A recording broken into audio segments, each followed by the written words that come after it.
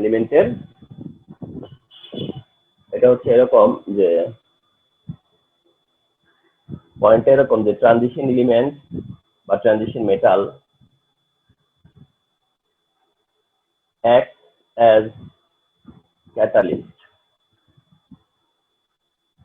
Transition metal acts as catalyst. মানে transition মেটালরা catalyst হিসেবে act করে। তো ট্রানজিশন মেটালরা ক্যাটালিস্ট হিসেবে অ্যাক্ট করে। তো এর জন্য আমাদের হ্যান্ডে লট অফ এক্সাম্পল আছে। আমরা জানি অ্যামোনিয়া প্রোডাকশনে আয়রন ক্যাটালিস্ট, সালফিউরিক অ্যাসিডে platinum vanadium pentoxide catalyst, nitric অ্যাসিডের জন্য প্রিপারেশনে প্ল্যাটিনাম ক্যাটালিস্ট, আর্টিফিশিয়াল বাটারে নিকেল ক্যাটালিস্ট। এরকম আমরা ফিউ এক্সাম্পল অফ ক্যাটালিস্ট আমাদের জানা আছে। তো transition metal acts as catalyst, এটা এক্সপ্লেন করতে হবে। এখন যত ক্যাটালিস্টই আছে, ক্যাটালিস্টরাই মেইনলি টু ওয়েতে কাজ করে। ক্যাটালিস্টরাই মেইনলি তোমার টু ওয়েতে কাজ করে। আজকে এই চ্যাপ্টারে এটা নিয়ে কথা হচ্ছে। এটা আবার এক সময় আমাদের করতে হবে, সেটা হচ্ছে চ্যাপ্টার 4-এ যখন আমরা যাব তখন ক্যাটালিস্টের একটা লেসন আছে। চ্যাপ্টার 4-এ যখন আমরা যাব তখন একটা টপিকই আছে বা একটা লেসন হবে বা একটা ক্লাস হবে, সেটা হচ্ছে অন ক্যাটালিস্ট। তখন আমরা জানবো ক্যাটালিস্ট কি, ক্যারেক্টারিস্টিক্স অফ ক্যাটালিস্ট কি, ক্যাটালাইসিস কি, what types of catalysis, classification of catalyst, etc. তো ওই জায়গা যাব, বাট এখানে আমরা ট্রানজিশন মেটালদেরকে নিয়েই শুধু আমাদের এবার পার্টটা হচ্ছে শুধু ট্রানজিশন মেটাল ক্যাটালিস্ট হিসেবে। তাহলে ওভারঅল ক্যাটালিস্ট হচ্ছে টু ওয়েতে কাজ করে।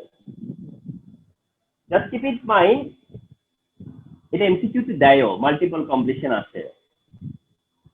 এখন ওভারঅল ক্যাটালিস্ট হচ্ছে টু ওয়েতে কাজ করে। তার একটা ওয়ে হচ্ছে, মানে তার একটা অপশন হচ্ছে অ্যাডজর্পশন প্রসেস অর অ্যাডজর্পশন মেথড। তাহলে ট্রানজিশন মেটাল টু ওয়েতে কাজ করে অ্যাজ ক্যাটালিস্ট। তার একটা হচ্ছে অ্যাডজর্পশন মেথড। তো ট্রাই টু আন্ডারস্ট্যান্ড যে অ্যাডজর্পশন মেথডটা কি বা এই মেথডে কি করে কাজ করে।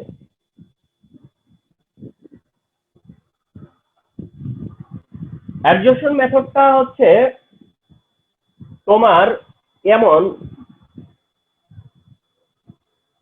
যে সাপোজ এটা হচ্ছে সারফেস অফ ক্যাটালিস্ট,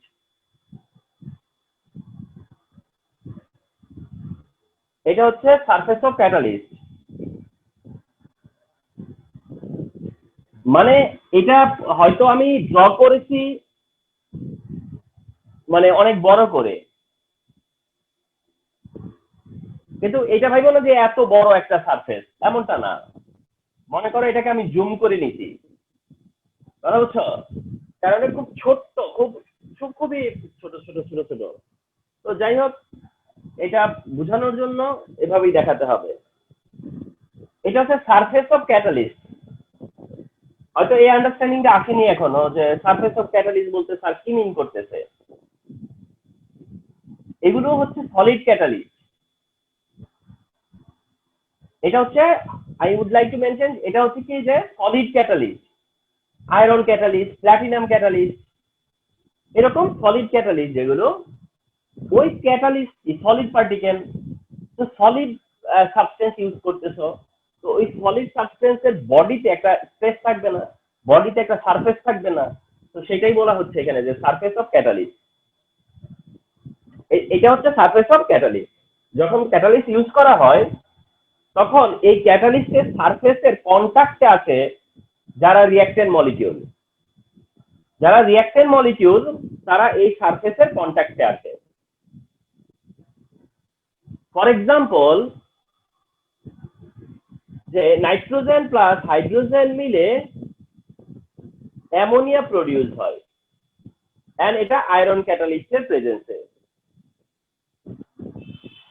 তাহলে এটা কি করে হবে? Nitrogen bond nitrogen, hydrogen bond hydrogen, reactant bond break করবে আর প্রোডাক্টের বন্ড ফর্ম করবে। তারপরে রিঅ্যাকশন মানে হচ্ছে bond breaking and bond forming, but rate of reaction depends upon bond breaking. Velocity of reaction depends upon bond breaking. That means একটা reaction slow না fast সেটা ডিপেন্ড করে হচ্ছে তার বন্ড ব্রেকিং এর উপরে, নট অ্যাট অল ফর্মিং। একটা reaction কত স্লো না ফাস্ট সেটা বন্ড ফর্মিং এর উপরে ডিপেন্ড করে না, ডিপেন্ড করে হচ্ছে বন্ড ব্রেকিং এর উপর। বন্ড ব্রেকিং যত ফাস্ট হবে রিঅ্যাকশন তত ফাস্ট, বন্ড ব্রেকিং যত স্লো হবে রিঅ্যাকশন তত স্লো। এখন যখন মলিকিউল গুলো কলিশন হয়, এই মলিকিউলের সাথে ওই মলিকিউলের যখন কলিশন হয়, মানে অর্থাৎ নাইট্রোজেনের সাথে নাইট্রোজেনের itself collision, hydrogen to hydrogen itself collision, বা বিটুইন দেম কলিশন, সোজা কথা হচ্ছে কলিশন হয়। যখন কলিশন হয় তখন এই বন্ডগুলো ব্রেক করে, যখন কলিশন হয় তখন এই বন্ডগুলো ব্রেক করে। এক সময় হিট দেই আমরা, কলিশন হয়, দেন বন্ড ব্রেক করে, ফলোড বাই বন্ড ফর্ম করে। তো ক্যাটালিস্ট ইউজ করলে যেটা হয় সেটা হচ্ছে যে, তখন ক্যাটালিস্ট ইউজ করলে যেটা হয় তোমরা জানবা যে আমরা most of the time catalyst use করি কি কারণে জানো? ক্যাটালিস্ট ইউজ না করলেও তো রিঅ্যাকশন হয়। ক্যাটালিস্ট ইউজ করলে যেটা হয় সেটা হচ্ছে গিয়ে তোমার রিকোয়ার্ড টেম্পারেচারটা কমে যায়। অর্থাৎ একটা রিঅ্যাকশন যত টেম্পারেচারে হয়, দেখা গেল যে তুমি যদি ক্যাটালিস্ট ইউজ করো তাহলে তার চেয়ে কম টেম্পারেচারে রিঅ্যাকশনটা করা যায়। তো এখানে তাই যে এই রিঅ্যাকশন মলিকিউলরা যখন কলিশন হয় তখন তো তারা অটোমেটিক্যালি তারা রিঅ্যাকশন করে, তারা তো অটোমেটিক্যালি রিঅ্যাকশন করে, তারা নিজেরা রিঅ্যাকশন করে। কিন্তু ক্যাটালিস্ট থাকা অবস্থায় তখন কি হয়?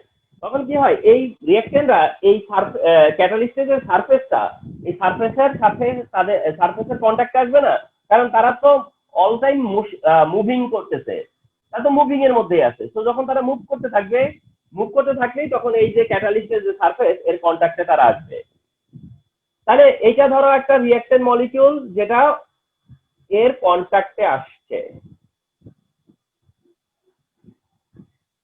এইগুলো হচ্ছে রিঅ্যাকশন মলিকিউল যেটা এই ক্যাটালিস্টের সারফেসের কন্ট্যাক্টে আসছে। এরা হলো রিঅ্যাকশন মলিকিউল। একটা মলিকিউলের দুইটা এন্ড থাকে, দুইটা প্রান্ত থাকে, দুইটা সাইড থাকে।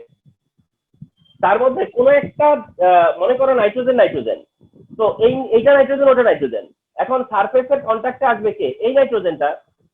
কিংবা হাইড্রোজেন হাইড্রোজেন, সারফেসের কন্ট্যাক্টে আসবে কে? এই হাইড্রোজেনটা। অর্থাৎ যে দুইটার মধ্যে বন্ডিং, তাদের একটা এন্ড এসে সারফেসে কন্ট্যাক্টে আসবে। যখন কন্ট্যাক্টে আসবে তখন ক্যাটালিস্ট হিসেবে তো আমরা ট্রানজিশন মেটাল ইউজ করতেছি। ট্রানজিশন মেটালদের সারফেসের মধ্যে, ট্রানজিশন মেটালের যে সারফেস, সেই সারফেসের মধ্যে খুবই পোরাস কিছু হোল থাকে, যেটা আমরা ওপেন আইতে দেখবো না, কিন্তু খুব সূক্ষ্ম সূক্ষ্ম ছিদ্র থাকে ক্যাটালিস্টের সারফেসে। যখন এই রিঅ্যাকশন মলিকিউলস গুলো এই সারফেসে কন্ট্যাক্টে আসে তখন তাদের অ্যাডজর্পশন হয়। অ্যাডজর্পশনের ব্যাপারটা এমন,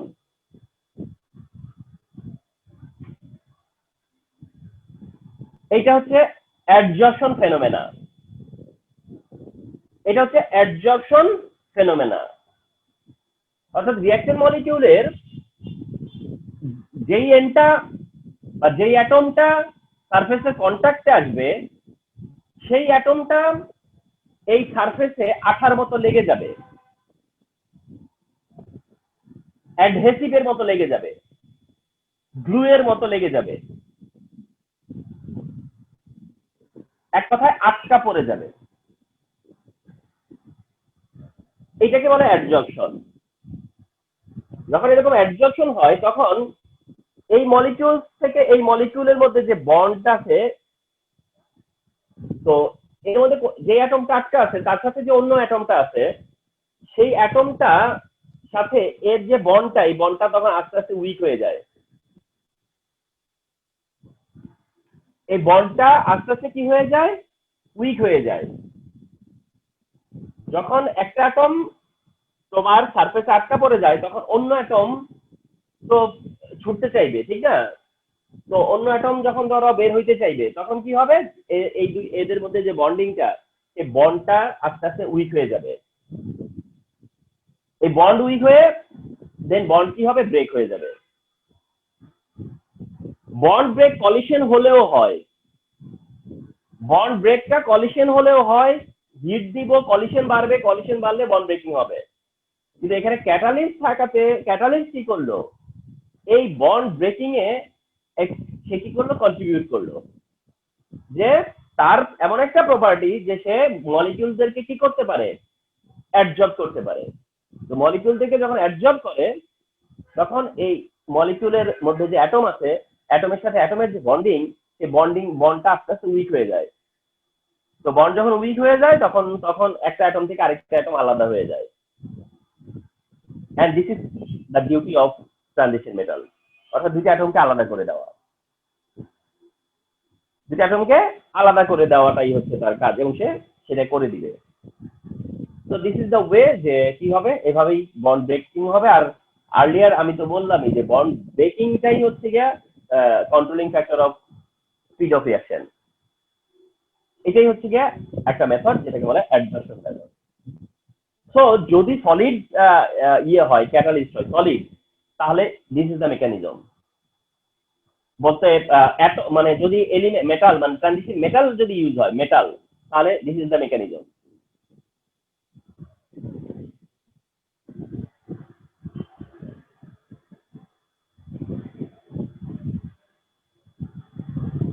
The another method is called transition state method. মানে এলিমেন্ট ট্রানজিশন এলিমেন্ট, বাট এই মেথডটা known as transition state method. এখন যে মেথডটা শেয়ার করব এটা হচ্ছে ট্রানজিশন স্টেট মেথড। আসো, তো এই মেথডে কিভাবে কাজ হয়? For example, sulphur dioxide gas oxygen gas produce করে সালফার ট্রাইঅক্সাইড গ্যাস, যেখানে ভ্যানাডিয়াম পেন্টাঅক্সাইডকে আমরা ক্যাটালিস্ট হিসেবে দেখি। ভ্যানাডিয়াম পেন্টাঅক্সাইড হচ্ছে ক্যাটালিস্ট। তো এই ভ্যানাডিয়াম পেন্টাঅক্সাইডের মেথডটা হচ্ছে ট্রানজিশন স্টেট মেথড। এসো যে কি করে ট্রানজিশন স্টেট মেথডে কিভাবে কাজ করে ক্যাটালিস্টটা। এই রিঅ্যাকশনটার মেকানিজম দেখতে হবে। তাহলে এই রিঅ্যাকশনের মেকানিজম দেখতে হবে। এই রিঅ্যাকশন মেকানিজম দেখলে আমরা দেখব যে এটাতে স্টেপ 1 মানে ফার্স্ট স্টেপ। স্টেপ 1 এ কি হয় দেখো। স্টেপ 1 এ যেটা হয় যে এই যে সালফার ডাইঅক্সাইড রিঅ্যাক্টেন্ট মলিকিউল, আর এই হলো ভ্যানাডিয়াম পেন্টাঅক্সাইড। সালফার ডাইঅক্সাইড আর ভ্যানাডিয়াম পেন্টাঅক্সাইড, ভ্যানাডিয়াম পেন্টাঅক্সাইড নিজে সালফার ডাইঅক্সাইডকে অক্সিজেন সাপ্লাই দিয়ে সালফার ট্রাইঅক্সাইড করে দেয়। ভ্যানাডিয়াম পেন্টাঅক্সাইড নিজে সালফার ডাইঅক্সাইডকে অক্সিজেন সাপ্লাই দিয়ে সালফার ট্রাইঅক্সাইড করে দেয়, আর নিজে ভ্যানাডিয়াম টেট্রা অক্সাইডে কনভার্ট হয়। নিজে ভ্যানাডিয়াম টেট্রা অক্সাইডে কনভার্ট হয়। তার মানে সালফার ডাইঅক্সাইড সালফার ট্রাইঅক্সাইডে কনভার্ট হওয়ার কথা ছিল, হইছে। সেখানে ভ্যানাডিয়াম পেন্টাঅক্সাইড সালফার ডাইঅক্সাইডকে সালফার ট্রাইঅক্সাইডে কনভার্ট করে দিচ্ছে, আর নিজে ভ্যানাডিয়াম টেট্রা অক্সাইডে কনভার্ট হয়েছে। স্টেপ 2 তে যায়া এই ভ্যানাডিয়াম টেট্রা অক্সাইড আবার কি করছে? ওই যে অক্সিজেন আছে সেই অক্সিজেনের সাথে আবার অ্যাড হয়ে আবার নিজে ভ্যানাডিয়াম পেন্টাঅক্সাইডে ফিরে গেছে। তাহলে একটা ক্যাটালিস্ট একটা একটা সাবস্টেন্স এই বিহেভটা তো করতেই পারে যদি তার পক্ষে সেটা পসিবল হয়। তাহলে কি হলো, সালফার ডাইঅক্সাইড অক্সিজেন মিলে সালফার ডাইঅক্সাইড প্রডিউস করে। মেকানিজম না জানলে আমরা বুঝতেছিলাম যে অক্সিজেন আর সালফার ডাইঅক্সাইড জয়েন করে সালফার ডাইঅক্সাইড করছে, বাট মেকানিজমে বা ইনসাইডে যাই আমরা দেখলাম কাহিনী তো অন্যরকম। সালফার ডাইঅক্সাইড অক্সিজেন পাইছে ভ্যানাডিয়াম পেন্টঅক্সাইডের কাছ থেকে, সে সালফার ডাইঅক্সাইডে কনভার্ট হয়েছে, কিন্তু ভ্যানাডিয়াম পেন্টঅক্সাইড তো রয়ে গেছে শেষে, সে তো ক্যাটালিস্ট। তাহলে ওই আবার কি করছে, অক্সিজেন নিয়ে নিজে আবার পেন্টঅক্সাইডে ফিরে আসছে। তাহলে আমরা যে ক্যাটালিস্টের ডেফিনেশনে বলি না যে catalyst remain unchange, it tax part in reaction but remain unchange, অর্থাৎ রিঅ্যাকশন করবে কিন্তু রিঅ্যাকশন শেষে আবার আগের অবস্থায় ফিরে আসবে, এটাই ক্যাটালিস্টের একটা প্রপার্টি। তাহলে ভ্যানাডিয়াম পেন্টঅক্সাইড ছিল, ভ্যানাডিয়াম পেন্টঅক্সাইডই আছে। তো এটাকে ট্রানজিশন স্টেট মেথড কেন বলে? কারণ হলো এটা হচ্ছে একটা টেম্পোরারি স্টেট ভ্যানাডিয়াম টেট্রাঅক্সাইড, অর্থাৎ সে কিছু সময়ের জন্য ভ্যানাডিয়াম টেট্রাঅক্সাইডে কনভার্ট হয়েছে, এটাকে বলা হয় ট্রানজিশন পিরিয়ড। অল্প সময়ের জন্য কিছু ফর্ম করলে, ফর দ্য টাইম বিং কিছু ফর্ম করলে ওটাকে বলা হয় ট্রানজিশন পিরিয়ড, এই জন্য এটাকে বলা হয় ট্রানজিশন স্টেট মেথড। আর যেহেতু ট্রানজিশন মেটাল, এরা তো ট্রানজিশন স্টেট ক্রিয়েট করবেই, বিকজ এই জন্যই তো এদের নাম ট্রানজিশন মেটাল। তাহলে যারা ক্যাটালিস্ট তারা দুটো ওয়েতে কাজ করে, একটা হচ্ছে অ্যাডজর্পশন মেথড আর একটা হচ্ছে ট্রানজিশন স্টেট মেথড বা ট্রানজিশন মেথড। এন্ড এই হচ্ছে দ্য মেকানিজম অফ ভ্যানাডিয়াম পেন্টঅক্সাইড। তো ভ্যানাডিয়াম পেন্টঅক্সাইড কি করে কাজ করে সেটা, এটা তার মেকানিজম। এখন আমরা যদি এটাকে আমরা দেখি যে অ্যাড করে দেই, তাহলে দেখতে পাবো যে লেফট রাইটে দুইটা কাটা, লেফট রাইটে এই দুইটাও কাটা। তাতে করে আমার হ্যান্ডে এই এটাকে ব্যালেন্স করতে হইতো, তখন এটা ব্যালেন্স করলে সব 2 ঠিক আছে, আর এটা 2, তাহলে এই 2SO2 প্লাস O2 মিলে 2SO3, যেটা আমার ডিজায়ার রিঅ্যাকশন। তো এই হচ্ছে ক্যাটালিস্টের মেকানিজম। তাহলে তোমরা ফলো করবা যে ক্যাটালিস্ট কি করে কাজ করে। হ্যাঁ, এটা আজকে দেখলা, চ্যাপ্টার 4 এর কারণে আবার দেখবা, এন্ড রিমেম্বার এটা ইম্পর্টেন্ট, যেহেতু এটা দুইটা চ্যাপ্টারে আছে, সো দ্যাট এটা ইম্পর্টেন্ট। এই হচ্ছে গিয়ে ক্যাটালিস্ট হিসেবে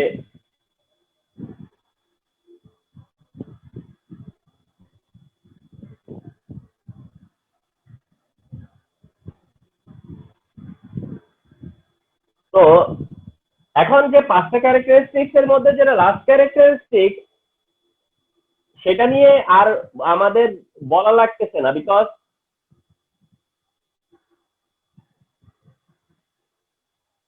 প্যারাম্যাগনেটিক এর ব্যাপারটা তো আমাদের কমপ্লেক্স আয়নের সাথে ইনক্লুডেড ছিল, কোনটা প্যারাম্যাগনেটিক, কোনটা ডায়াম্যাগনেটিক, কোনটা প্যারাম্যাগনেটিক, কোনটা ডায়াম্যাগনেটিক, এটা দ্যাট টাইম ইনক্লুডেড ছিল, যার কারণে এটা ইন্ডিভিজুয়াল আর কিছু না। এটা হচ্ছে ওই যে কমপ্লেক্স আয়নের ওরিয়েন্টেড কোশ্চেন হবে, অর্থাৎ কমপ্লেক্স আয়ন প্রেজেন্ট থাকবে এবং বলবে যে এটা প্যারাম্যাগনেটিক নাকি diamagnetic. So that idea is enough, এটা নিয়ে আলাদা করে আর কোনো কিছু স্টাডি নাই। তো উই ক্যান টু নো যে ট্রানজিশন মেটালের উপরে আমরা প্রায় লং টাইম ক্লাস করলাম। আমরা, আমার মনে হয় অন্তত 4টা ক্লাস তো হবেই, 4টা ক্লাস হবে লাস্ট। কিন্তু এই ট্রানজিশন ডি ব্লকে যখন থেকে আমরা ইন করছি, ডি ব্লকে, সেই ডি ব্লক থেকে ইন করার পরে মনে হয় এটা 4টা ক্লাস অলরেডি ডান। তো ইম্পর্টেন্ট, এইবার যাব হচ্ছে এফ ব্লক এলিমেন্টে।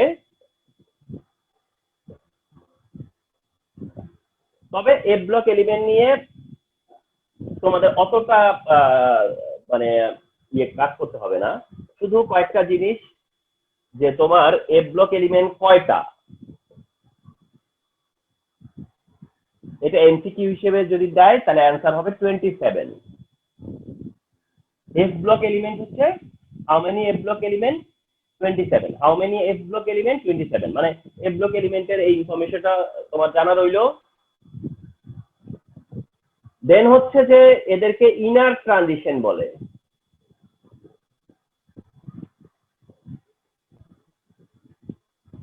এদেরকে ইনার ট্রানজিশন বলে।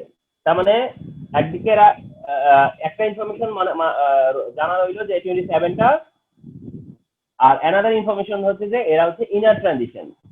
এন্ড তোমরা একটা এমসিকিউ পাবাই বলে এটা এসছেও যে এ block elements are known as inner transition বলে। ডি ব্লকরা হচ্ছে ট্রানজিশন আর এরা হচ্ছে ইনার ট্রানজিশন। আরেকটা জিনিসও এদের নামের সাথে আছে, সেটা হলো রেয়ার আর্থ এলিমেন্ট। এদেরকে বলা হয় রেয়ার আর্থ এলিমেন্ট। এরা হচ্ছে রেয়ার আর্থ এলিমেন্ট। এটাও একটা দিক আছে। তোমার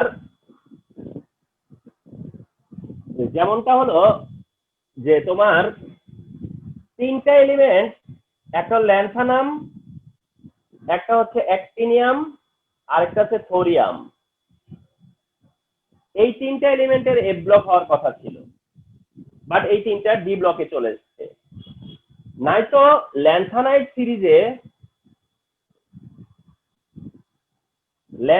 সিরিজের এলিমেন্ট হচ্ছে 15টা। অ্যাক্টিনাইট সিরিজের এলিমেন্টও 15টা। ল্যান্থানাইট সিরিজের এলিমেন্ট 15টাই, অ্যাক্টিনাইট সিরিজের এলিমেন্টও 15টাই। টোটাল ল্যান্থানাইট অ্যাক্টিনাইট হচ্ছে গিয়ে 30টা, বাট এফ ব্লক হচ্ছে 27টা। বিকজ এই ল্যান্থানাম, অ্যাক্টিনিয়াম আর থোরিয়াম এই তিনটা এলিমেন্ট ডি ব্লকের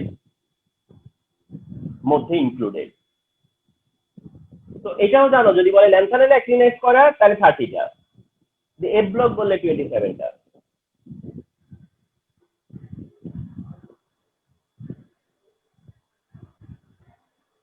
তো এই হচ্ছে আমাদের একটা জার্নি ছিল যে S block element, P block element, D block element and F block element. ওটা শেষ। এবার আমরা আরেকটা পর্বে যাচ্ছি, আর তা হলো পিরিয়ডিক প্রপার্টিজ অফ এলিমেন্ট। আর তা হচ্ছে পিরিয়ডিক প্রপার্টিজ অফ এলিমেন্ট, এলিমেন্টের পিরিয়ডিক প্রপার্টিজ। এলিমেন্টদের পিরিয়ডিক প্রপার্টিজ, এটা তোমাদের এখন থেকে শুরু হলো আজকের ক্লাস, ফলোড বাই সামনের আরো 2টা ক্লাস লাগবে এটা শেষ হতে। তাহলে পিরিয়ডিক প্রপার্টিজ অফ এলিমেন্ট, আমরা রানিং মান্থ আমাদের সেপ্টেম্বর, রানিং মাস হচ্ছে গিয়া সেপ্টেম্বর। অক্টোবরে আমাদের প্ল্যান হচ্ছে গিয়া, এই সেপ্টেম্বরে তো আজকে 10 তারিখ, তাহলে আরো আমরা পাচ্ছি 4-5টা ক্লাস, তাতে করে মেডিকেল বন্ডের প্রায় ক্লোজ হয়ে আসবে। প্রায় হয়তো বা অক্টোবরের প্রায় হাফের মধ্যে চ্যাপ্টার 3ও শেষ হয়ে যাবে। তাহলে আমরা আগামী 1 মাসের মধ্যে, 1 মাসে না মানে আর আগামী নেক্সট এর আমরা 8টা ক্লাস বা মধ্যেই আমরা পিরিয়ডিক প্রপার্টিজটা শেষ করবো আর কি, 7-8টা ক্লাসের মধ্যে। তার জন্য আমাদের হয়তো কাছাকাছি মিড অক্টোবরের মতো লাগতে পারে। এর মধ্যে তোমাদের কলেজ যেই কলেজে হও না কেন ভার্চুয়াল ক্লাস দিয়ে হয়তো ক্লাস শুরু হয়ে যাবে। এখন সেক্ষেত্রে আমরা কলেজে জয়েন করতেছি আমাদের হ্যান্ডে 2টা চ্যাপ্টার রিজার্ভ রেখে। একটা হচ্ছে কোয়ালিটেটিভ কেমিস্ট্রি, আর একটা হচ্ছে periodic properties of element. And তোমরা কলেজে জয়েন করার পরে যেই কলেজেই হও না কেন, প্রথম দিকে কারো সিটি এক্সাম দিবে, কারো হয়তো তোমার হচ্ছে নাম হবে মান্থলি এক্সাম, কারো হবে সিটি এক্সাম, কারো হয়তো নাম হবে কুইজ। তো যেই ভার্সনই বলুক না কেন শুরুর দিকে সবই এমসিকিউ প্যাটার্নের হবে। আচ্ছা, সবই এমসিকিউ প্যাটার্নে হলে তাহলে এটা প্রথম দিকে কোয়ালিটেটিভ কেমিস্ট্রি থেকেই হবে, ফলোড বাই আরো বেশ কিছুটা সময় পরে, অর্থাৎ নভেম্বর এই সময় গেলে পরে এটা পিরিয়ডিক প্রপার্টিজ এর পরীক্ষা হবে। তারপরে ধরো তোমার হাফ ইয়ারলি হয়তো আমরা ফিজিক্যাল ক্লাসে যাই দিতে পারবো। তো এই 2টা ক্লাস রিজার্ভ রেখে তোমরা কলেজে যাচ্ছ, একটা ব্যাপার। তারপরে আবার কলেজে মানে প্রায় অ্যারাউন্ড এই 2টা চ্যাপ্টার পিছনে 2 মাস কমপক্ষে যতই তারা ফাস্ট করুক যাই করুক অ্যারাউন্ড 2 মাস তারা কিন্তু এই 2টা চ্যাপ্টার বা 3 মাস পর্যন্ত এই 2টা চ্যাপ্টারের মধ্যে থাকবে, তোমরা যে যেই কলেজে হো না কেন। এই 3rd চ্যাপ্টারের পরে যাইয়া তোমার হচ্ছে গিয়া অনেক সময় মিলে না, অনেকের সাথে অনেকের মিলে না। 3rd চ্যাপ্টারের পরে যাইয়া সেটা হয়। 2nd 3rd সব কলেজে একদম মানে ঠিকঠাক পড়ায়। তারপরে অর্থাৎ তারপরে যাইয়া দেখা গেল যে তোমার অনেকের সাথে অনেকের মিলবে না। তো ততদিনে তো ফিজিক্যাল ক্লাস আমাদের ইনশাল্লাহ আল্লাহ চাইলে ওপেন হয়ে যাইতে পারে। আমি আবার তোমার কলেজের ওই সময়টার মধ্যে আমরা মনে করি, আমি আমার যেটুকু ধারণা যে আমরা অনলাইন ক্লাসে চ্যাপ্টার 4ও শেষ করা লাগবে। এটাও ঠিক যে চ্যাপ্টার 4ও শেষ করা লাগবে, তাহলে 2 3 4 আমাদের শেষ হয়ে যাবে। শেষ হয়ে যাওয়ার পর আমরা তো সবসময় তো অ্যাডভান্স থাকবো, যে কোনো সময় আমরা অ্যাডভান্স থাকবো। তো 4টা শেষ হয়ে যাবে। তো 4 শেষ হয়ে যাবে, কিন্তু 2 3 নিয়ে কিন্তু কলেজ ব্যস্ত থাকবে। তোমার হ্যান্ডে তখন চলে আসবে 4, তোমার হ্যান্ডে চলে আসবে 4। তারপরে আমরা সিলেবাসের যে ভ্যারিটা করবে একজনের সাথে আরেকজনের, একজনের সাথে আরেকজনের, এরকম হতে পারে। এটা আমরা যখন আগের সবসময় পড়াতাম এক ব্যাচে মিক্সড স্টুডেন্ট থাকলে এই সিচুয়েশন গুলো আমাদেরকে সবসময় ট্যাকেল করতে হয়। সেই সময় আমরা যেটা করি যে কারো সেকেন্ড পেপারের ফার্স্ট চ্যাপ্টারটা আছে, তাকে একটু এক্সট্রা দেখায় দিব। কারো হয়তো সেকেন্ড পেপারের কারো হইতে পারে যে অর্গানিক পড়ানো শুরু করে দিচ্ছে, এমন হতে পারে। তোমরা বিভিন্ন কলেজে দেখে যাবা, তো সেটা তখন হবে কি ওগুলো আমরা অ্যাডজাস্ট করে নিব। কিন্তু তোমরা এখন পিওরলি কমিটেড হও যে 2 আর 3 যেন তোমাদের স্টকে থাকে, এবং 2 আর 3 নিয়ে যেন তোমরা কলেজে তোমাদের পারফরমেন্সটা শো করতে পারো। 2 আর 3, ঠিক আছে? তো 2 আর 3 এর মধ্যে 2 এর আমি একটা চমৎকার একটা ফিডব্যাক তৈরি করে দিছিলাম 25 এমসিকিউর। এখানে অনেকেরই রেসপন্স কিন্তু আসেনি, অনেকেই এটা কেন যেন ড্রাইভই দেয়নি, চেষ্টাই করে নাই। মানে এই জিনিসটা কাটাতে হবে, এই জিনিসটা কাটাতে হবে। এটা একটা ভালো লাগার জায়গা তৈরি করতে হবে ফিডব্যাক দেওয়াটাকে, স্পেশালি এমসিকিউ হইলে তো কথাই নেই। এটার মধ্যে একটা একটা অভ্যাস তৈরি করতে হবে যে এটা একটা প্র্যাকটিসেস, দেখি নিজেকে যাচাই করা। কারণ হলো ওখানে ওই এমসিকিউটায় তুমি একবার করে দেখলা যে কয়টা হলো, ধরো 25টার মধ্যে 18টা হয়েছে, 17টা হয়েছে, ঠিক আছে? তুমি আবার রিট্রাই করে দেখো যে 25টা আবার করা যায় কিনা, রিট্রাই করো। এগুলো একটা অভ্যাস করা লাগবে, এগুলো জোর করে হবে না। আর এই জায়গাটা তো খুব একটা কিছু না। তোমরা তোমরা যেভাবে মনে করতেছো যে করব করব সামনের দিনে করব, তোমরা ভালো করে জেনে রাখো তোমাদের কলেজ বেতন নেওয়া শুরু করে দিচ্ছে জুলাই থেকে। তোমরা তো খবরও পাচ্ছ না, ভর্তি হইতে যাও দেখো যে বেতনের হ্যাঁ স্যার, রিসিটে কি 3 লেখা মাসের আছে। বেতন নিছে স্যার, নরডেমে স্যার 3 মাসের বেতন নিছে, জোসেফের 3 মাসের বেতন নিছে। হ্যাঁ হ্যাঁ, তাহলে কি বুঝতেছো? তুমি ছিলা কোথায়, বায়বীয়, হ্যাঁ, কোন জায়গায় কি তোমার থেকে বেতন নিতেছে তারা? তুমি কাদেরকে পে করলা এতদিন ধরে, কারা তোমাকে সাপোর্ট দিল? 3 মাস তারা কই ছিল? এখন তুমি দেখো তোমার থেকে 3 মাসের টাকা নিয়ে নিচ্ছে। সব কলেজে এমনই করবে, একদম জুলাই থেকে ইয়ে করবে। কারণ কি যে তুমি কলেজে 1 বছরের জন্য হলেও তোমাকে 24 মাসে বেতন দিতে হবে। এমনকি তোমরা জানো যে তোমরা যখন বেরোয় আসবা সেটা থাকবে নভেম্বর মাস, অথচ ফলোড বাই পরের জুন পর্যন্ত বেতন দিয়ে আসতে হবে। এমনটা আর কি, কথা বুঝতে পারছো? চাইলে সেই জায়গায় বুঝো যে তুমি কলেজকে, তোমরা তোমাদের সব কলেজকে বেতন দিয়ে যাচ্ছ, কিন্তু সব কলেজকে বেতন দিয়ে যাচ্ছ। অর্থাৎ কলেজ বলবে যে তুমি আমাদের কাছে জুলাই থেকেই, জাস্ট হইতেছে তোমার নামটা পরে আসছে, কিন্তু তুমি ধরে নাও যে তুমি আমাদের কলেজে জুলাই থেকেই। তাহলে তোমরা কেন এটা মেন্টালি নিতে পারতেছো না যে তোমরা student from July of any college, তোমরা জুলাই থেকেই স্টুডেন্ট। এখনো তোমরা যদি ফিউচারের দিকে তাকায় থাকো, এবং ফিউচার যা করবো সব সামনে করব, যা করবো সব সামনে করব, মানে এখনো শুরু হয় নাই, বা এখনো অফিসিয়ালি কিছু শুরু হয় নাই, এখনো আনঅফিসিয়াল, এই ভাবনাটা ভাবলে তো পরে চোখে মুখে ডার্ক দেখবা। একদম ফুল সুইং এ যা শুরু হওয়ার সব শুরু হয়ে গেছে, যত ক্লাস হচ্ছে, যা কিছু তোমার অ্যাচিভমেন্ট সব তোমার টাইম ফ্রেমের ভিতরে আছে, সব তোমার টাইম ফ্রেমের ভিতরে। তোমার আর একদিনও বেশি দিবে না 2022 সালের এপ্রিলের 1 তারিখে থেকে 2 তারিখ দিবে না তোমাকে। কথা বুঝো নাই? তো দ্যাট একদমই তোমরা টাইম ফ্রেমে আছো। তাহলে তোমাদের নোট করার কথা আছে, নোট করছো, বই পড়ার কথা পড়ছো, বই দাগানোর কথা কি দাগাচ্ছ? মানে এগুলো কোনো কিছুই পেন্ডিং রাখা যাবে না, এবং পেন্ডিং যদি রেখে থাকো তাহলে মনে করো যে সাফার করতে হবে এর জন্য। মানে একদম লাইটলি নেওয়ার কিচ্ছু নাই। মনে রেখো যে একদম আমরা যা পড়াইছি সিরিয়াসলি পড়াইছি, যা কিছু তোমাদেরকে দেওয়ার কথা আমরা আমাদের 100% আমরা আমাদের দিক থেকে দিয়ে গেছি, এন্ড অ্যাজ এইভাবেই দিছি যে যে তোমাদের কোন সময় কি দেওয়ার কথা ছিল সেভাবেই দিয়ে দেওয়া হয়েছে। সো দ্যাট ফিডব্যাক গুলো প্লিজ, ফিডব্যাক গুলো মানে একদমই ইয়ে করবে না। আমি আজকে তো থার্সডে যাচ্ছে, আমি ওই লিঙ্কটা হয়তো অনেকটা পেছনে চলে গেছে, আমি লিঙ্কটা আবার দিব প্লিজ। কোয়ালিটেটিভ কেমিস্ট্রিটা যেহেতু কলেজে যাচ্ছ তোমরা খুব অল্প সময়ের মধ্যে, কোয়ালিটেটিভ কেমিস্ট্রিটা যায়া ওখানে যেন তোমরা পারফর্ম করতে পারো, কোয়ালিটেটিভ কেমিস্ট্রির পারফর্মটা যেন করতে পারো, সেটা মেকশিওর করো। যে কোয়ালিটেটিভ কেমিস্ট্রির কি বলা হয় অ্যাটম মডেলের কনসেপ্ট, কোয়ালিটেটিভ কেমিস্ট্রির কোয়ান্টাম নাম্বারের কনসেপ্ট, কোয়ালিটেটিভ কেমিস্ট্রির অ্যাটমিক স্পেকট্রামের কনসেপ্ট, সলিবিলিটির কনসেপ্ট, এই জায়গাগুলো তুমি জানো, অ্যান্ড ইউ নো ইজ মানে অ্যান্ড সেটা টিচাররাও দেখবা যখন তখন ক্লাস নেবে, যখন তখন দেখবা যে তোমরা যখন দেখবা যে অনেকে অনেকে দেখা গেছে যে এখানে কি করবে, রেসপন্স করবে, মানে সে সেটা জানে, আগে থেকেই জানে এমনটা আর কি। তো সেই সেই টিমে তো তোমাদেরকে থাকতে হবে, তাই তো আমারই ইজ্জত পাঞ্চার হয়ে যাবে পুরো।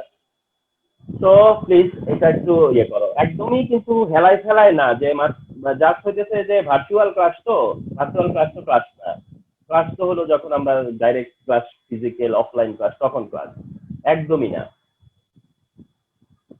আজকেও এক গার্ডিয়ান বলতে শুরু করছে যে স্যার যদি অফলাইন ক্লাস শুরু হয় তখনও কি স্যার অনলাইন চালু রাখবেন না, মানে একদম বলতেছে। তো বলতেছে যে তখনও স্যার চালুই রাখছেন। একটু দূরের গার্ডিয়ান তো, মানে খুব দূরের স্টুডেন্ট, বলে যে স্যার তখন তো বিপদে পড়ে যাব। আমিও সেটা নিয়েই চিন্তা করতেছি যে হয়তো বা এমন হইতেও পারে যে অনলাইন অফলাইন দুইটাই তখন প্যারালাল রাখতে হইতে পারে। তো যাই হোক, প্লিজ আমি যেই অ্যাডভাইস গুলো দিলাম এগুলো একটু মেনে চলো, এবং সিরিয়াসলি নাও, যা কিছু আছে সবকিছু মেনে সিরিয়াসলি। পিরিয়ডিক প্রপার্টিস এর আমি একটু শেয়ার করব, সেটা হলো যদি বলে যে পিরিয়ডিক প্রপার্টিস এর ডেফিনেশনটা চায় চায় পিরিয়ডিক প্রপার্টিস এর ডেফিনেশন চাইবে, তো ডেফিনেশন যদি চায় আমরা অনেক সময় খুব বেশি ইয়ে হই না, স্যাটিসফাই হই না অনেক সময় অনেকের ডেফিনেশন থেকে, হ্যাঁ। তো দেখো তবুও ডেফিনেশনটা এরকম: the properties of element, the properties of elements which are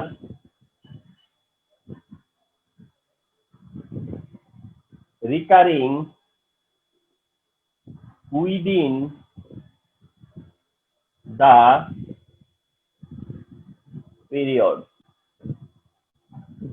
তো এই হচ্ছে গিয়ে তোমার পিরিয়ডিক প্রপার্টিস এর ডেফিনেশন, মানে পিরিয়ডিক প্রপার্টিস এর ডেফিনেশন হলে এটা মেনশন করবা, the properties of elements which are recurring within the period, the properties of elements which are recurring within the period. এর মানে কি? এর মানে হচ্ছে, এর মানে তোমরা দুই ভাবে দেখতে পারো, মানে দুইটা ওয়েতে দেখতে পারো।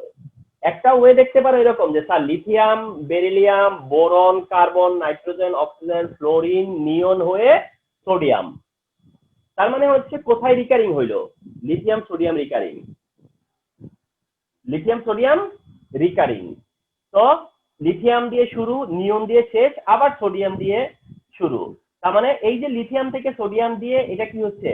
রিকারিং হচ্ছে, মানে পিরিয়ড টু পিরিয়ড, এই যে পিরিয়ড অর্থাৎ period to period within the period, অর্থাৎ 2 এর সাথে 3 রিকারিং হয়, 3 এর সাথে 4 এর রিকারিং হয়, এটা হচ্ছে গিয়া মিন করা হয়েছে এখানে, হ্যাঁ। তাহলে এটা হচ্ছে রিকারিং, মানে অনেক সময় তোমরা স্টুডেন্টরা মেইনলি দেখে কি জানো, রিপিট লিখে, মানে এটা যদিও স্টুডেন্টদের দেখতে লিখতেই পারে, এটা লিখে হলো রিপিট, অর্থাৎ রিপিটেশন, রিপিটিং প্রপার্টি। এটা পিরিয়ডিক প্রপার্টি হচ্ছে রিপিটিং প্রপার্টি, এটা অনেকটাই তাই। উইদিন দ্য পিরিয়ড প্রপার্টিটা কি হয়? রিপিট হয়। লিথিয়াম দিয়ে শুরু হয়ে সোডিয়াম দিয়ে কি হচ্ছে? রিপিট হচ্ছে, মানে রিকারিং হচ্ছে, আবার হচ্ছে। তো এটা একটা সেন্স। এটা একটা সেন্স, কিন্তু এটার রিয়েল সেন্স যেটা সেটা হচ্ছে magnesium, aluminium, silicon, phosphorus, sulphur, chlorine আর আর্গন। অ্যাকচুয়ালি পিরিয়ডিক প্রপার্টিস এর যেটা মেইন আন্ডারস্ট্যান্ডিং বা পিরিয়ডিক প্রপার্টিস এর যেটা মেইন ক্রাইটেরিয়া, সেই ক্রাইটেরিয়াটা হচ্ছে যে তুমি যদি লিথিয়াম আর বেরিলিয়ামের অ্যাটিটিউড দেখো আর সোডিয়াম আর ম্যাগনেসিয়ামের অ্যাটিটিউডের সাথে তার একটা মিল থাকবে। কেমন? মানে লিথিয়াম আর বেরিলিয়ামের মধ্যে যে ইচ আদার যে একটা রিলেশনশিপ, সোডিয়াম আর ম্যাগনেসিয়ামের মধ্যে ইচ আদার সেই রিলেশনশিপটা বা সেই রকম অবজারভেশন, একই অবজারভেশন পাবা। তারপরে মনে করো বেরিলিয়াম বোরনের যে অবজারভেশন, ম্যাগনেসিয়াম অ্যালুমিনিয়ামের সেই observation, boron carbon observation, aluminium silicon observation, carbon nitrogen observation, silicon phosphorus observation, nitrogen oxygen observation, phosphorus sulphur observation এক হবে, এক হবে। এটাই হচ্ছে গিয়ে স্ট্যান্ডার্ডটা, এটাই হচ্ছে স্ট্যান্ডার্ডটা। অর্থাৎ এই এই এই লিথিয়াম থেকে নিয়ন পর্যন্ত যেতে যেতে তুমি যা যা যা অবজার্ভ করবা, সোডিয়াম থেকে আর্গনে যেতে যেতে তুমি তাই অবজার্ভ করবা। এর একটা গুড এক্সাম্পল দিচ্ছি তোমাদেরকে, একটা গুড এক্সাম্পল দিচ্ছি। সেটা হচ্ছে এরকম যে ধরো ionization energy, ionization energy, ionization energy ধরো লিথিয়াম থেকে বেরিলিয়ামে ইনক্রিজ হয়, বোরনের ডিক্রিজ হয়, কার্বনে ইনক্রিজ, নাইট্রোজেনে ইনক্রিজ, অক্সিজেনে ডিক্রিজ, ক্লোরিনে ইনক্রিজ আর নিয়নে হাইয়েস্ট। এটা কি সেকেন্ড পিরিয়ডে? তাহলে দেখো সেকেন্ড পিরিয়ডে যাওয়ার সময় তোমার রুটটা কেমন ছিল? Lithium, beryllium, boron, carbon, nitrogen, oxygen, chlorine আর হচ্ছে নিয়ন। এখন সোডিয়াম থেকে যদি যাও, sodium, magnesium, aluminium, silicon, phosphorus, sulphur, chlorine আর আর্গন। দেখো তো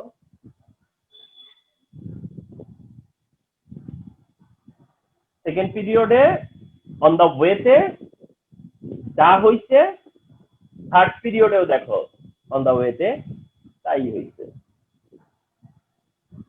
দেখো এই পেয়ার, এই পেয়ার, এই পেয়ার, এই পেয়ার, এই পেয়ার, রেপিটেশন। এইটা হচ্ছে রিয়েল স্ট্যান্ডার্ডটা পিরিয়ডিক প্রপার্টিসের, এটা হচ্ছে অ্যাকচুয়াল স্ট্যান্ডার্ড। এই জন্য এগুলোকে বলে পিরিয়ডিক প্রপার্টি।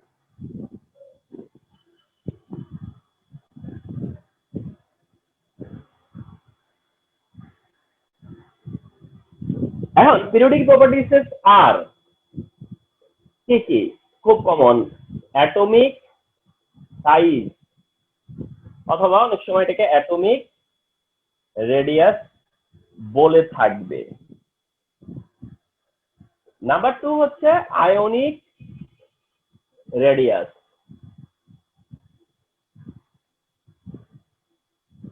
নাম্বার 3 হলো atomic size, atomic radius, ionic radius, ionization energy.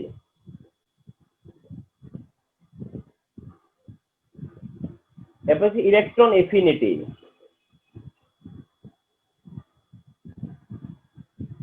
এরপরে হচ্ছে electron negativity.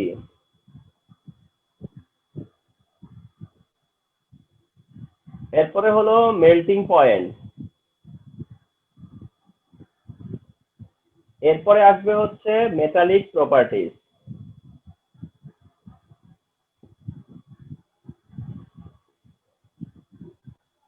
So these are periodic properties. These are periodic properties: atomic size, atomic radius, ionic radius, ionization energy, electron affinity, electronegativity, melting point, and metallic properties. So all are very important. All are very important.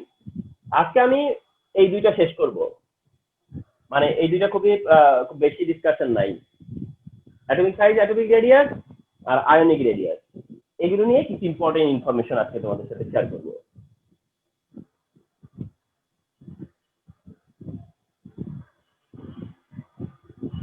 তো ফার্স্টে আসো, সেটা হচ্ছে atomic radius.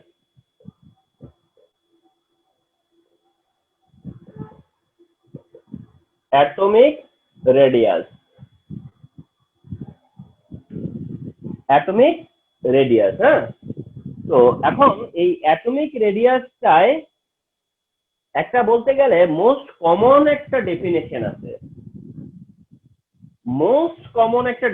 আছে, খুব recently এটা খুবই frequently আসে, সেটা হচ্ছে কোভালেন্ট রেডিয়াস। আর তা হলো কোভালেন্ট রেডিয়াস। ইভেন দ এইটা লাস্ট ইয়ার ওইটা আসছে কোভালেন্ট রেডিয়াস কি। তাহলে atomic radius nothing but covalent radius, atomic radius nothing but covalent radius. আমাদের অর্ডিনারি সেন্সে অ্যাটমিক রেডিয়াসের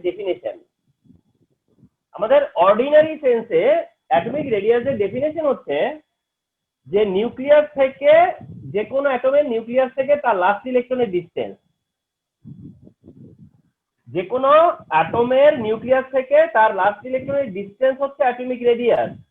এটা আমাদের অর্ডিনারি সেন্সে এটাই বলে, nucleus to the distance of last electron. Nucleus থেকে লাস্ট ইলেকট্রনের ডিসটেন্সটাই হচ্ছে অ্যাটমিক রেডিয়াস। এন্ড এইভাবে তোমরা ইমাজিন এভাবেই করবা, but it is not correct at all, and definition এটা কারেক্ট না। কারণ ইলেকট্রন কোথাও এভাবে মানে একদম স্টপ হয়ে থাকে না যে ইলেকট্রনটা তুমি নিউক্লিয়াসের রেসপেক্টে ইলেকট্রনের ডিসটেন্স এভাবে মাপতে পারবা। কারণ ইলেকট্রনের পজিশন কখনোই অ্যাকুরেটলি কি করা যায় না, ডিটারমিন করা যায় না। তার কারণে একটা এখানে ওয়ে অফ ডিটারমিনেশনটা কি, মানে অ্যাটমিক রেডিয়াস তাহলে কিভাবে ডিটারমিন করে, তখন যেটা করা হয় সেটা হচ্ছে যে দুইটা কনজিকিউটিভ নিউক্লির, এটা একটা অ্যাটম, এটা একটা অ্যাটম, দুইটা অ্যাটম, একই এলিমেন্টের দুইটা অ্যাটম, একই এলিমেন্টের টু অ্যাটম, একই এলিমেন্টের সেম এলিমেন্টের টু অ্যাটম যতটা ক্লোজ হতে পারে, ম্যাক্সিমাম যতটা ক্লোজ হতে পারে, তারা দুইটা অ্যাটম কতটা ক্লোজ হতে পারে যখন তাদের মধ্যে মিনিমাম রিপালশন কাজ করে, দুইটা অ্যাটম কতটা ক্লোজ হতে পারে যখন তাদের মধ্যে মিনিমাম রিপালশন কাজ করে, অর্থাৎ দুইটা অ্যাটম ততটাই কাছে আসতে পারে যতটা কাছে আসলে তাদের মধ্যে রিপালশনটা হয় মিনিমাম, তারা ততটা কাছে আসে। তো দুইটা অ্যাটম যখন সবচেয়ে কাছে আসে তখন এদের ইন্টার নিউক্লিয়ার যে ডিসটেন্সটা আছে, অর্থাৎ দুইটা নিউক্লিয়াসের মধ্যে যে ডিসটেন্স আছে, সেই ডিসটেন্সের হাফ, এই ডিসটেন্সের এভারেজ, এটাকে বলে হচ্ছে অ্যাটমিক রেডিয়াস। এটা হচ্ছে অ্যাটমিক রেডিয়াস, এন্ড এটাই হচ্ছে কোভালেন্ট রেডিয়াস, এন্ড এটাই কি কোভালেন্ট রেডিয়াস। তাই বলে বলা হবে যে দ্য ডিসটেন্স, না সরি ডিসটেন্স না, average distance, the average distance between two consecutive nuclei of one element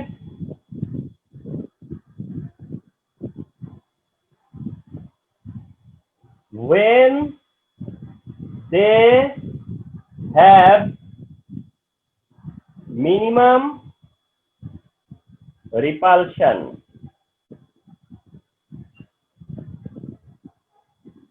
is called covalent radius.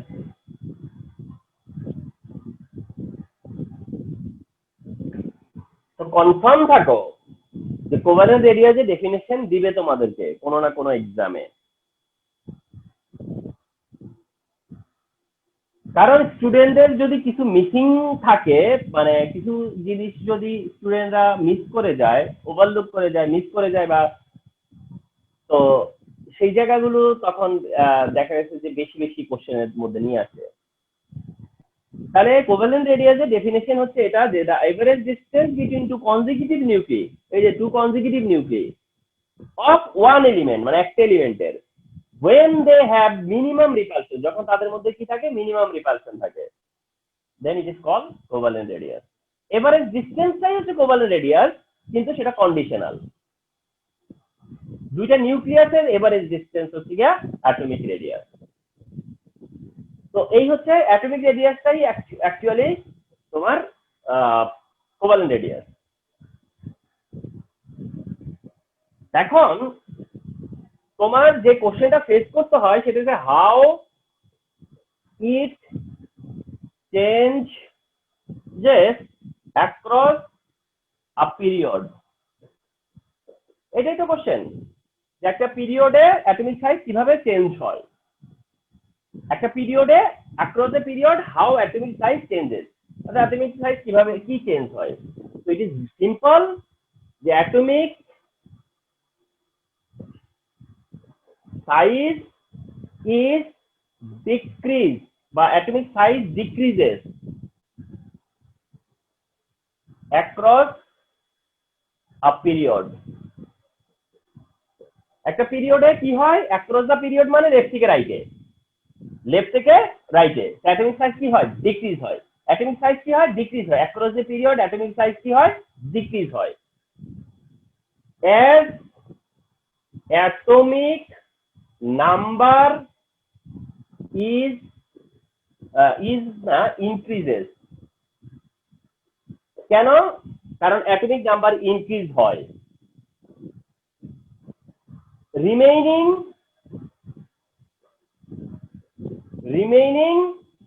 same orbit, remaining same orbit, atomic number increase হচ্ছে বাট রিমেইনিং সেম অরবিট, একই orbit থাকতেছে, remaining same orbit. as atomic number increase, remaining same orbit, so that the attraction of nucleus upon electrons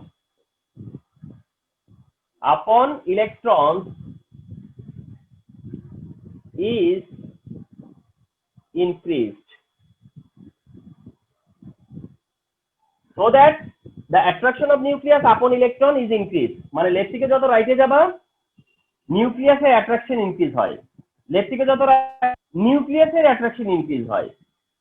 and এই ফিল্ডটা what I said, এই field অর্থাৎ left থেকে যত রাইটে যাবা নিউক্লিয়াসের অ্যাট্রাকশন ইনক্রিজ হয়, লেফট থেকে যত রাইটে যাবা নিউক্লিয়াসের অ্যাট্রাকশন ইনক্রিজ হয়। এই ফিল্ড, এই আন্ডারস্ট্যান্ডিংটা হচ্ছে most vital understanding over the periodic properties. অর্থাৎ সবগুলো পিরিয়ডিক প্রপার্টিজ খুব ভালো করে তোমার ক্যাপচার হবে, খুব ভালো করে তোমরা এটাকে রিয়েলাইজ করতে পারবা যখন তোমার মাইন্ডে এটা থাকবে যে লেফট থেকে রাইটে নিউক্লিয়াসের অ্যাট্রাকশন ইনক্রিজ হয়, because almost all properties depends upon attraction of nucleus আপন ইলেকট্রন। অর্থাৎ নিউক্লিয়াসের অ্যাট্রাকশনটা কেমন ইলেকট্রনের প্রতি, তার উপরেই কিন্তু অল আদার ডিপেন্ড করবে। সেই কারণে তুমি জানলা যে লেফট থেকে রাইটে নিউক্লিয়াসের অ্যাট্রাকশন ইনক্রিজ হচ্ছে, এন্ড সো দ্যাট সাইজটা কি হবে, ডিক্রিজ হবে। So simple. তাহলে লেফট থেকে যত রাইটে যাব অ্যাটমিক সাইজ তত কি হবে, ডিক্রিজ হবে। এই আন্ডারস্ট্যান্ডিংটা থাকতে হবে। তার মানে লিথিয়াম থেকে শুরু করে ক্লোরিন পর্যন্ত কিংবা সোডিয়াম থেকে ক্লোরিন পর্যন্ত সাইজ কি হয়, ডিক্রিজ হয় গ্র্যাজুয়ালি। আর 5 to 7 মিনিটে আমাদের ক্লাস শেষ হবে, কিন্তু শেষ মুহূর্তে খুব ইম্পর্টেন্ট একটা কথা বলবো লাস্ট মোমেন্টে এসে। দেখো সেকেন্ড যেটা, সেটা হচ্ছে আয়নিক রেডিয়াস। আয়নিক রেডিয়াস এর ডেফিনেশনটাও তোমার অ্যাটমিক রেডিয়াসের ডেফিনেশনের কপি। অ্যাটমিক রেডিয়াসের ডেফিনেশনের কপি হচ্ছে আয়নিক রেডিয়াস, শুধু ওখানে বলছো অ্যাটম আর এখানে বলবা আয়ন। এই হচ্ছে ডিফারেন্সটা। ওই জায়গাতে ডেফিনেশনে অ্যাটম মেনশন করছো, এখানে ডেফিনেশনে আয়ন মেনশন করবা, এই আর কিছু না। আয়নিক রেডিয়াস আবার তোমরা জানো যে ক্যাটায়ন হলে ক্যাটায়নিক রেডিয়াস, অ্যানায়ন হলে অ্যানায়নিক রেডিয়াস। এই হলো আয়নিক রেডিয়াস। আয়নিক রেডিয়াস থেকে কোশ্চেন হবে হচ্ছে এমসিকিউ, এন্ড এমসিকিউতে আয়নিক রেডিয়াস বেসড এমসিকিউ, এমসিকিউর মধ্যে যদি আমরা টপ 100 এমসিকিউ তৈরি করি তাহলে একটা আয়নিক রেডিয়াস দিয়ে এমসিকিউ সেখানে থাকবেই। আমরা যদি 100টা এমসিকিউ সিলেক্ট করি ফুল বুক থেকে, এটা আমি করিও, এটা তোমরা এখনই পাবা না, এটা আমি করি, মানে 100টা এমসিকিউ করি, যেগুলো হচ্ছে গিয়া তোমার হচ্ছে গিয়া কনসেপচুয়াল আর কি, অর্থাৎ এরিয়া বেসড এমসিকিউ যেটাকে বলে, আইডিয়া বেসড এমসিকিউ বলে, এরকম আমি 100টা এমসিকিউ করি এবং সেটা পরীক্ষার খুব কাছাকাছি সময় আসলে আমি এগুলো অ্যানালাইসিস করে বের করে তারপরে স্টুডেন্টদেরকে দেই। এন্ড সেটা স্টুডেন্টরা, আমার পরামর্শ থাকে যে একদম লাস্ট নাইটে, দ্যাট মিনস মনে করো যে পরের দিন এক্সাম ঠিক আগের নাইটে এটা এক শেষ দেখার জন্য বলি আর কি, শেষ দর্শন আজমেরিক ইয়ের মতো। তো যাই হোক, একদম শেষবারের মতো ওটা দেখতে বলি এবং খুব অ্যানালাইটিক্যাল হয় ওটা। তো আমি যেটা বুঝি সেটা হচ্ছে এটার একটা রিয়েলিস্টিক বলি অ্যাপ্লিকেশনটার, সেটা হচ্ছে যে ওইটা পড়ে যাওয়ার পর স্টুডেন্টরা কি হয়, আমি ইভেন ওটা ফেসবুকে বা সোশ্যাল মিডিয়াতেও দেই।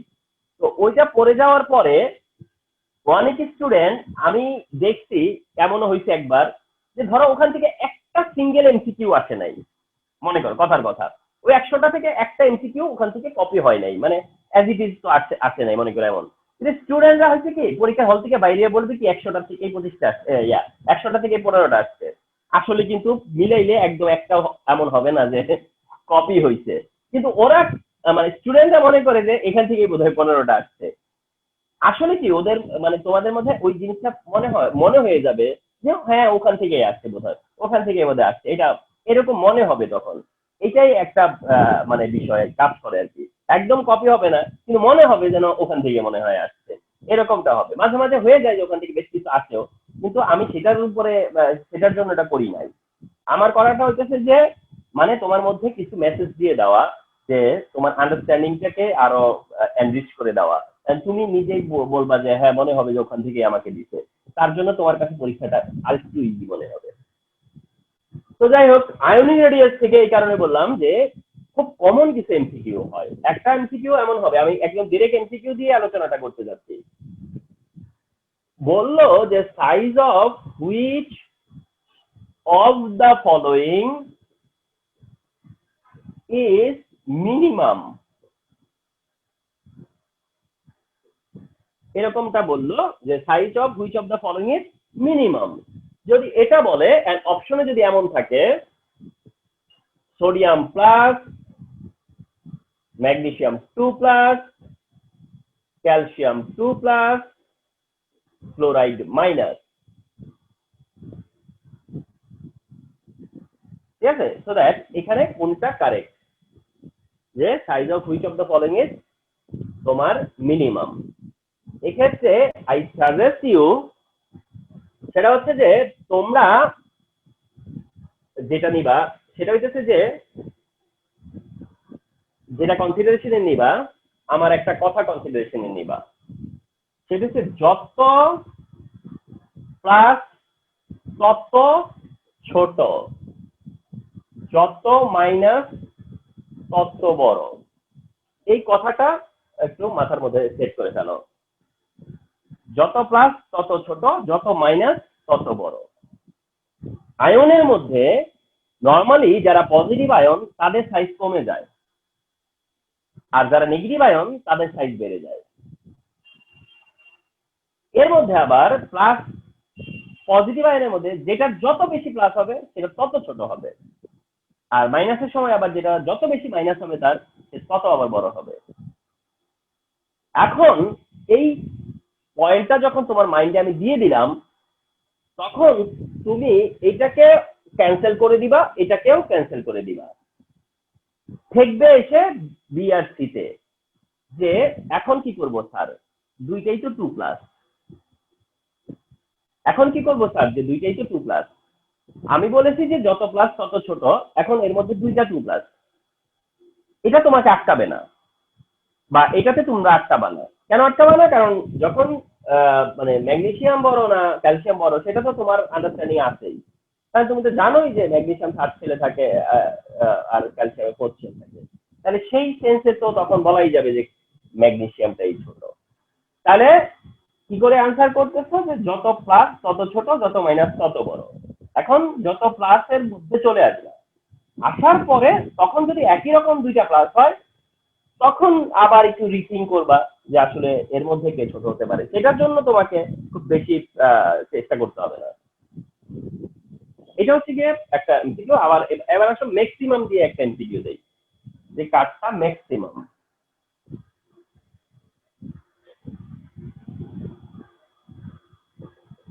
Size of which one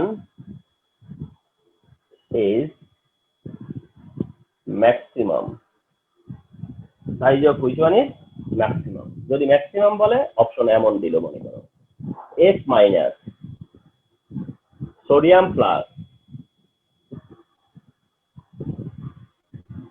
sodium plus neon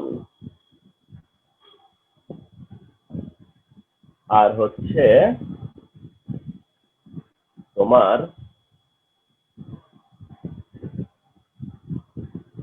oxygen 2 minus. এইখানে আমি একটা মাঝখানে একটা নিউট্রাল অ্যাড করে দিচ্ছি, এখানে মাঝখানে একটা নিউট্রাল অ্যাড করে দিচ্ছি, ঠিক আছে? ফাইন, এটা কোনো প্রবলেম না। দেখো তোমাকে বলা হয়েছে যে ম্যাক্সিমাম মানে কি, যত মাইনাস, ম্যাক্সিমাম মানে যত মাইনাস, যত মাইনাস। দেখো ফ্লোরিন যখন মাইনাস না, তখন it has 10 electron. Sodium plus না, it has 10 electron. Neon itself কি 10 ইলেকট্রন। অক্সিজেন যখন মাইনাস, তখনও 10 ইলেকট্রন। সবার কাছেই কিন্তু 10 ইলেকট্রন, আর সবারই ইলেকট্রনিক কনফিগারেশন নিয়নের মতোই, সবারই ইলেকট্রনিক কনফিগারেশন নিয়নের মতোই। তারপরেও এখানে সাইজ ম্যাক্সিমাইজ কার, অক্সিজেন 2 মাইনাস। কারণ কি বলেছিলাম, যে যত মাইনাস হবে সে তত বিগ হবে, তার সাইজ তত বেশি হবে। এখন মনে করো কথার কথা, এই চারটাকে যদি আমি অর্ডার করতে চাই, যে এই চারটার মধ্যে, ঠিক আছে, যে অক্সিজেন 2 মাইনাসটা হচ্ছে গ্রেটেস্ট, তারপরে কার পজিশন, তারপরে কার পজিশন? নিয়ন। আবার ভেবে বলো। স্যার ফ্লোরিন হইতে পারতো, কিন্তু স্যার সন্দেহ হইতেছে ফ্লোরিনের উপর। স্যার ফ্লোরিনই হবে sir.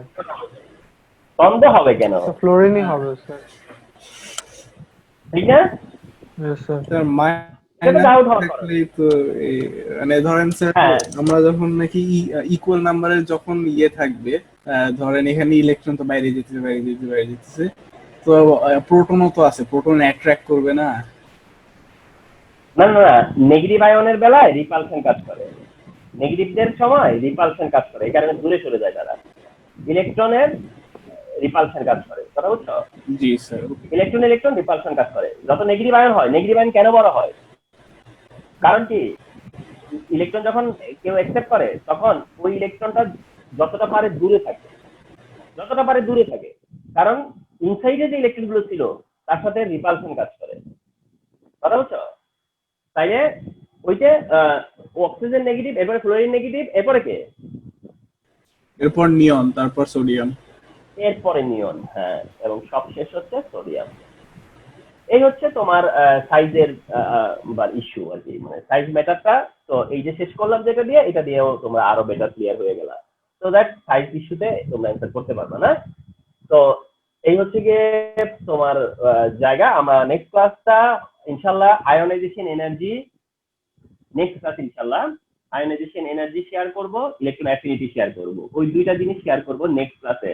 And it will be the মানে one of the finest class হবে হচ্ছে নেক্সট ক্লাস।